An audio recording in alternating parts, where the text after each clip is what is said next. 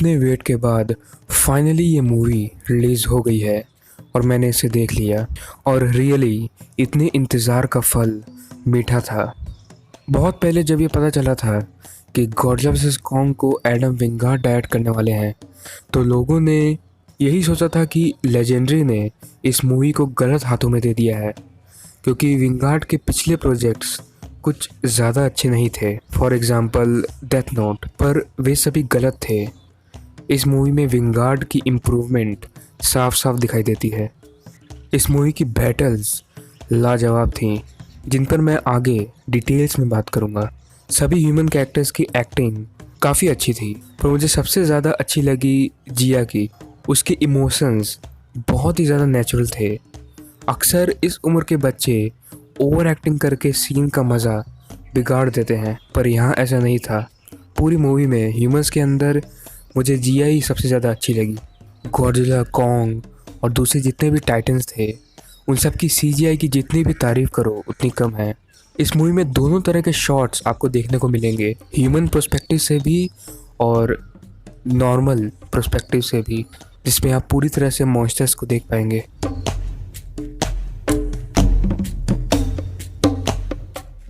सबसे पहले और सबसे बड़े स्पॉइलर के साथ शुरुआत करते हैं।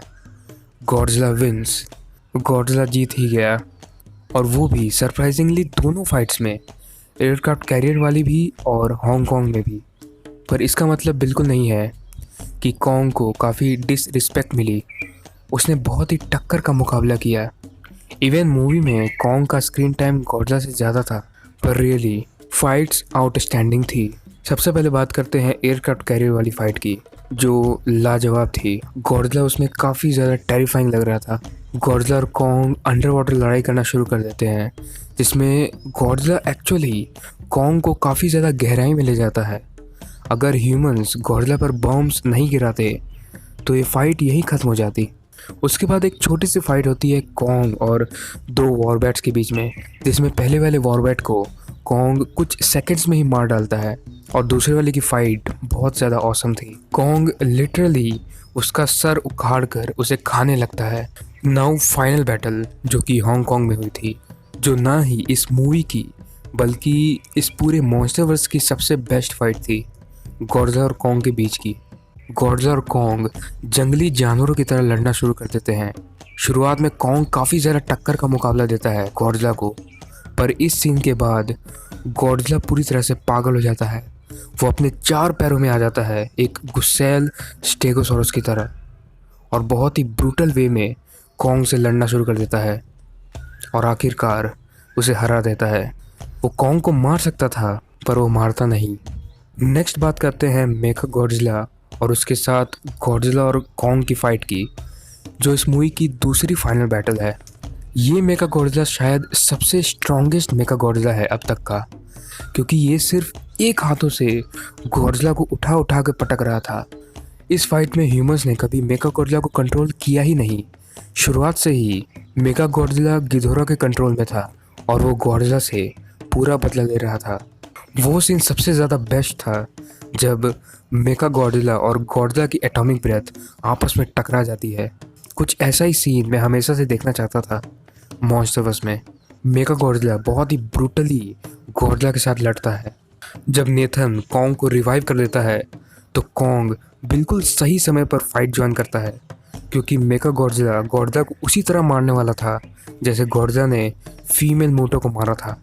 जब गॉडजिला और कॉन्ग टीम अप करते हैं तो मेरे और थिएटर में सभी के चेहरे पर स्माइल आ जाती है। गॉडजिला मेखा गॉडजिला का एक हाथ पकड़ता है और कॉन्ग दूसरा, और वे दोनों मेखा गॉडजिला को एक बिल्डिंग में दे मारते हैं, जो कि थोड़ा हिलेरियस था लेकिन बहुत ही ऑसम सीन था।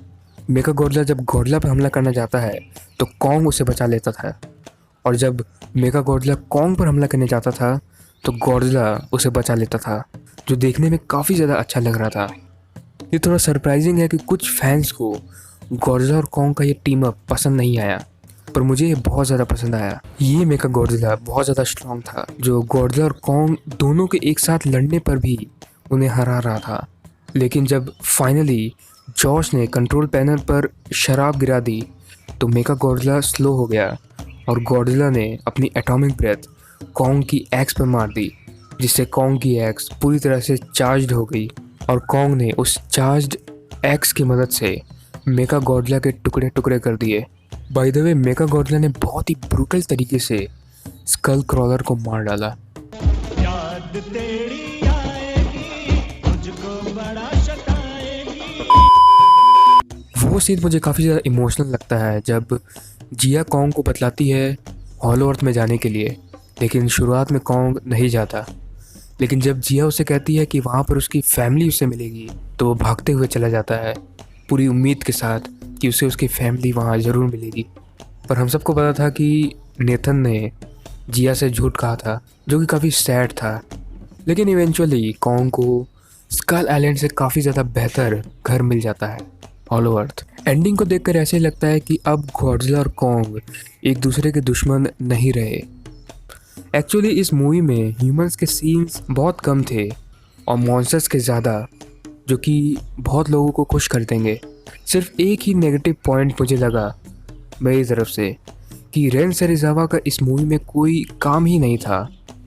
उसके मोटिव्स कभी सामने आते ही नहीं हैं। इवन वो अपने पिता इशिरो सेरिज़ावा को मेंशन तक नहीं करता है। ओवरऑल ये मूवी मुझे बहुत ज़्यादा पसंद आई। मुझे कमेंट्स में ज़रूर बताइए कि क्या आपने इस मूवी को देखा है या नहीं, और आपके अनुसार ये मूवी कैसी थी। तो बस आज के लिए इतना ही। यदि आपको वीडियो पसंद आया हो तो ज़रूर से लाइक कीजिए, और यदि आप चैनल पर नए हैं और आप भी फैंस हैं डायनासोर या गॉडजिला के तो ज़रूर चैनल को सब्सक्राइब कीजिए।